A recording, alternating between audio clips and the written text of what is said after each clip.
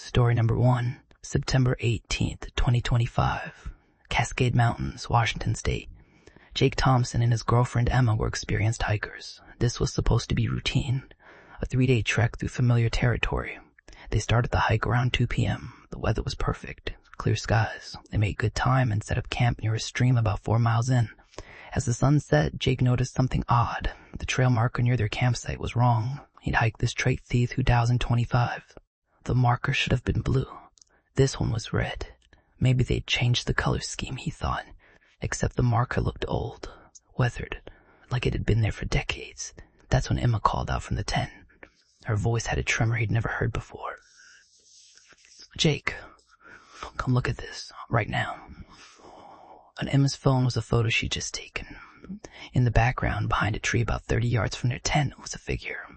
A person, standing perfectly still, watching them set up camp.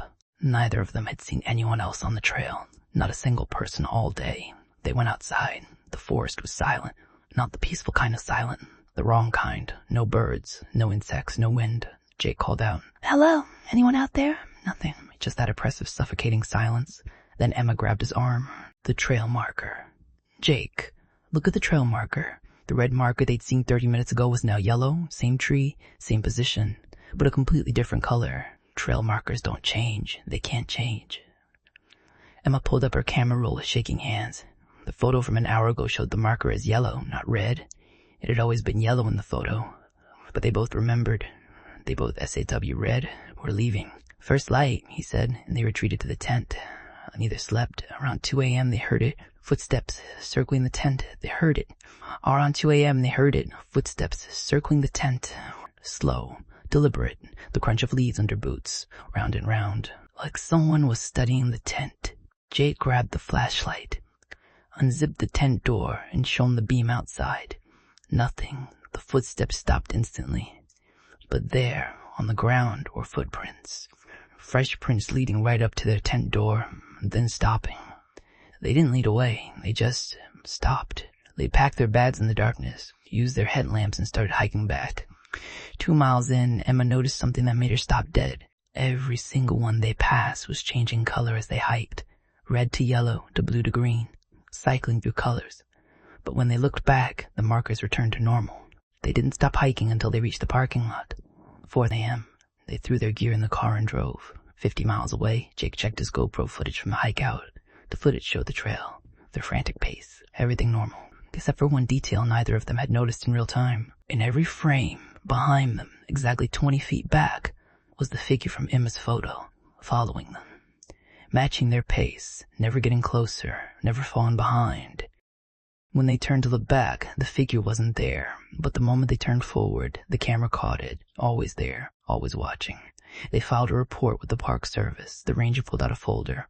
Inside were 17 similar reports from the same trail system, all from September and October 2025, all describing the same figure, the same changing trail markers, the same footprints that stopped at tent doors. The trail system was closed 3 days later, no explanation given, just routine maintenance. But Jake knows the truth. Something is out there, and it's still waiting for hikers who don't know the rules have changed. Story number 2, October 1st, 2025. Ozark Mountains. The Morrison family parents, David and Lisa, their 2 kids aged 9 and 11 had reserved site number 23 for the long weekend. When they arrived at 3 p.m., the place was nearly empty. Maybe 5 other campers scattered across the massive campground. The campground host, an older man named Earl, checked them in. He was friendly, talkative. "Site 23 is a good one," Earl said, smiling. "You folks enjoy your stay." They set up camp quickly. By the time dinner was cooking, the sun was setting. That's when Earl walked by their site. "You folks need anything? I'm in Site 1, right by the entrance," he said. "Don't hesitate to knock if you need me." An hour later, Earl walked by again. Same greeting. Same smile, word for word identical to the first time. Lisa looked at David. Didn't he just? At 8:15 p.m., Earl walked by a third time. Same exact words, same gestures, like a recording. Same gestures, like a recording playing on loop. The kids noticed. "That's the third time he said the exact same thing, Dad." David decided to follow Earl. He walked about 30 yards behind, watching as Earl continued down the campground road. Then Earl turned right, walked into the woods, not on a path, just straight into the dense trees. David stood at the edge of the forest, watching Earl's flashlight beam disappear into the darkness. He went back to camp and told Lisa what he'd seen, but at 9 p.m., Earl walked by again. Fourth time, same script. This time, David stopped him. "Hey, Earl, you already came by 3 times tonight. Everything okay?" Earl stared at him. His smile didn't waver. His expression didn't change. Then he spoke. "You folks need anything, I'm in Site 1, right by the entrance. Don't hesitate to knock if you need me." And he walked away. Lisa pulled up Google Maps on her phone. Limited service, but enough to load satellite imagery. Site 1 didn't exist, but enough to load satellite imagery. Site 1 didn't exist. Just an empty field. "David, we need to go. Now." But before they could back up, they heard it. Footsteps, multiple sets, walking in perfect unison. David grabbed his flashlight and pointed it toward the road.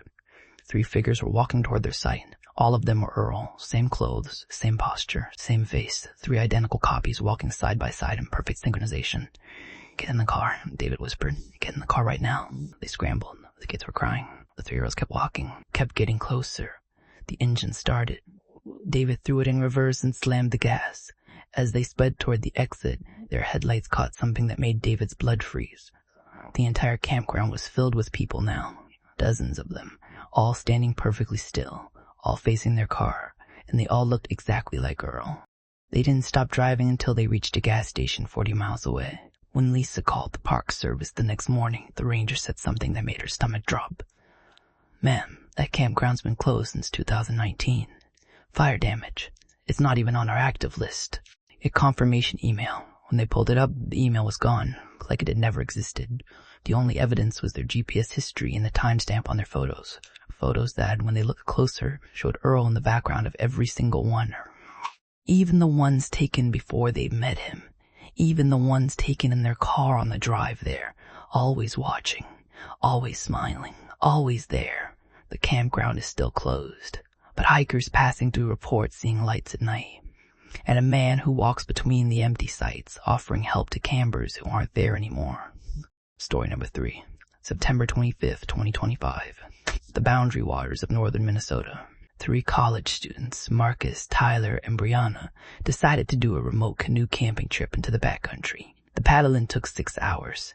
They reached their island around 4 p.m., maybe 2 acres total. Complete isolation, or so they thought. As they pulled their canoes onto the shore, Tyler noticed something odd. Through the trees, about 100 yards inland, he saw what looked like tents. They hiked inland to introduce themselves. As they got closer, something felt wrong. The tents were old. Really old. Faded canvas. Vintage styles from the 1970s or 80s. There were dozens of them scattered throughout the trees, and they were all empty. Marcus walked up to the nearest tent. "Hello? Anyone here?" Silence. He unzipped the tent door. Inside were sleeping bags, camping gear, lanterns, everything still in its place, except everything was covered in a thick layer of dust and pine needles. Tyler found something that made his skin crawl. In one tent was a journal. The last entry was dated October 3rd, 1987. Day 4. Still no sign of the others. Michael and Sarah's tent is empty. They were here when we went to sleep last night. There's nowhere to go. We're on an island. "We need to leave," Marcus said. But as they turned to walk back, they realized something. They couldn't figure out which direction the shore was. The island was only 2 acres. They should be able to see water in every direction. But now all they saw were trees. Dense, endless trees. Like the island had expanded. They walked for 10 minutes and hadn't found the shore. "This doesn't make sense," Brianna said, her voice shaking. "The island isn't this big. It can't be this big." Their GPS kept jumping around. 1 second they were on the island. The next second it showed them 3 miles away. Then back on the island.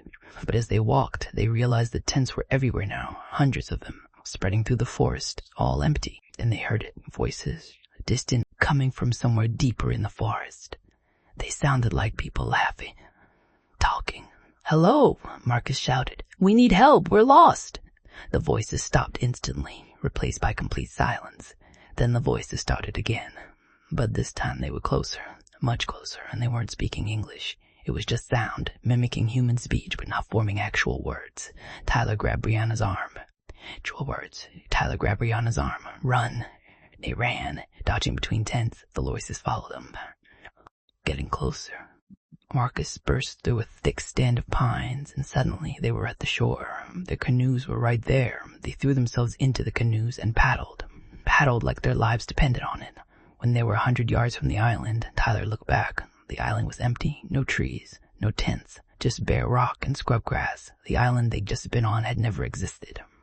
When they reported it to park rangers, they were told that particular island had been the site of a Boy Scout tragedy in 1987. An entire troop of 32 scouts and 4 leaders went camping there. Only one person came back. A counselor found in his canoe 3 days later, catatonic. He never spoke again. But before he lost his ability to communicate, he wrote one sentence over and over. The island grew. The tents multiplied. They're still there. Search parties never found the bodies. Nothing was found. No evidence of any campsite. But park rangers refused to camp on that island. Some islands in the boundary waters are off limits. Not because of regulations. Because of what happens when you stay too long. Marcus, Tyler, and Brianna never went camping again. But they all have the same recurring nightmare. They're back on the island. The tents are closer. And this time, there are people in them, waiting. Story number 4. October 7th, 2025. Great Smoky Mountains National Park. Rachel and her boyfriend Kevin had hiked 8 miles into the backcountry to find a dispersed camping spot. They wanted solitude. They got more isolation than they bargained for. They set up camp around 5 p.m. They made dinner, watched the sunset, and settled in for the night. Around 11 p.m., Rachel woke up to use the bathroom. She walked about 50 feet from the tent into the woods. As she was walking back, she heard Kevin's voice calling from the tent into the woods. "You okay out there?" "Yeah, I'm fine." "Coming back now," she called back. She reached the tent and unzipped the door. Kevin was sitting up, rubbing his eyes. "I didn't call out to you," he said, looking confused. Rachel felt her stomach drop. "What?" "I didn't say anything. I was asleep until you just unzipped the tent." Rachel had heard Kevin's voice. She was certain, clear as day. They tried to go back to sleep, but half an hour later, they both heard it. Rachel's voice, coming from outside the tent. "Kevin, can you come help me?" I dropped the flashlight. Kevin looked at Rachel. She was lying right next to him, her eyes wide with terror. "That's not me," she whispered. "Kevin, that's not me." The voice came again. "Kevin, please, I can't find the tent in the dark." Kevin grabbed his flashlight and shone it toward the tent door. "Who's out there?" he called in silence. Then Rachel's voice responded, but this time it sounded off, like someone imitating her but not quite getting it right. "It's me. Rachel, let me in." Rachel grabbed Kevin's arm. "Don't open it. Don't open the tent." Whatever was outside started circling. They could hear footsteps, and every few seconds he would speak. Sometimes in Rachel's voice, sometimes in Kevin's, sometimes switching mid-sentence. "Kevin, can you?" Rachel's voice. "Help me?" "I'm..." Kevin's voice. "Scared out here." The voice was getting better, more accurate, like he was practicing, learning. Then it started saying things they'd said to each other earlier that day. Private conversations. Word-for-word repetitions of their dialogue from hours before. It had been listening to them. All day, learning their voices, their patterns. "We need to leave," Rachel whispered. But they were 8 miles from the nearest parking area. Past midnight. Pitch black. "We can't hike out in the dark," Kevin said. "We'll get lost." Listening to that thing outside cycle through their voices. Getting more and more accurate. At one point, it said something in Kevin's voice that made Rachel start crying. "I love you, Rachel." Kevin had never said those words to her before, and now this thing had stolen that moment. Twisted it. Around 3 a.m., the voice stopped. Everything went quiet. They didn't move, just waited. At first light, they packed up in complete silence. Because they were both terrified that if they spoke, whatever was out there would learn something new. They hiked out at a near run. 8 miles in under 3 hours. When they finally reached their car and locked themselves inside, they drove in silence for an hour. Finally, at a diner parking lot surrounded by other people, they felt safe enough to speak. Kevin's voice shook. "Was that real?" Rachel nodded. They reported it to the park rangers. The ranger pulled out a form Rachel had never seen before. Vocal mimicry encounter. The form was titled. "You're not the first," the ranger said quietly. We've had 11 reports in September, all in backcountry areas, all describing the same thing. What is it? Kevin asked. The ranger didn't answer. We recommend not camping in dispersed areas after dark. Stay in established campgrounds, where there are other people. As they left, Rachel noticed the bulletin board. Pinned to it were missing person flyers. 7 of them. All solo hikers. All last seen in backcountry areas. All vanished in September and October 2025. The ranger saw her looking. They went alone. Nobody around to notice when the voice they followed into the woods wasn't their own. Kevin and Rachel never found out what happened to those 7 hikers, but sometimes late at night Rachel still hears Kevin's voice calling to her. Even when he's not there, Rachel still hears calling to her, even when she's alone. And she knows. It's still out there, still learning, still waiting. Story number 5. October 12th, 2025. Just 2 days ago, Allegheny National Forest, Pennsylvania. This is the most recent case, because unlike the others, this one has physical evidence that hasn't been explained. 4 friends, Jordan, Mia, Chris, and Taylor, went on their last camping trip of the season. They'd done this same trip every October for 6 years. They arrived Friday afternoon. Everything was normal. That first night was perfect. Campfire, stories, laughter. Saturday morning they woke up to something strange. All 4 of their tents had been moved. Not drastically, but noticeably. Each tent was about 10 feet from where they'd set it up, rotated, facing different directions. Did someone prank us last night? Taylor asked. But moving a tent with someone sleeping inside without waking them? Impossible. They checked for evidence of other people. Footprints. Tire tracks. Nothing. They tried to brush it off, went about their day, hiked, fished. But that afternoon, Mia noticed her phone's camera roll had new photos. Photos she didn't take. They were time-stamped 3 a.m., all taken from inside her tent. The photos showed her sleeping, and in every photo there was someone else inside the tent with her, standing over her while she slept. The figure's face was obscured, but it was definitely a person, inside her tent. While she slept, Chris grabbed her phone. His face went white. "Check your phones," he said quietly. "All of you." Every single one of them had similar photos. Taken around 3 a.m., all showing figures inside their tents, standing over them, watching them sleep. "This isn't funny," Taylor said. "Who's doing this?" But they were the only people there. They'd seen no one, heard nothing. Jordan checked his tent zipper. It was still closed. Whatever took those photos had been inside his tent zipper. It was still closed. Whatever took those photos had been inside his tent without opening the door. "We're leaving," Chris said. "Right now." But as they started breaking down their tents, they noticed something. Their cars were gone. Both vehicles had been parked right at the edge of the campsite. Both were gone. No tire tracks, just empty space. "This has to be a joke," Mia said, crying now. Jordan pulled out his car keys and pressed the panic button. Somewhere in the distance, they heard the car alarm. Coming from deep in the forest, they followed the sound, walked into the woods. The car alarm kept blaring, guiding them deeper into the trees. After 20 minutes, they found Jordan's car. It was parked in the middle of the forest. No road, no trail, just surrounded by trees. Physically impossible to drive there. Taylor's car was 30 feet away. Same situation. And sitting on the hood of Jordan's car was something that made them all stop moving. Their tent stakes, all of them, arranged in a perfect circle. And in the center was a phone that belonged to none of them. Chris picked it up. It was unlocked. Open to the camera roll, the photos showed their campsite, from high up, from an aerial view. Time-stamped throughout the night, showing their tents getting moved, showing figures crouched around the campfire. The last photo was time-stamped to 2:53 p.m., less than 10 minutes ago. It showed the 4 of them, right now, standing around Jordan's car, taken from directly above. They looked up. Nothing but tree canopy.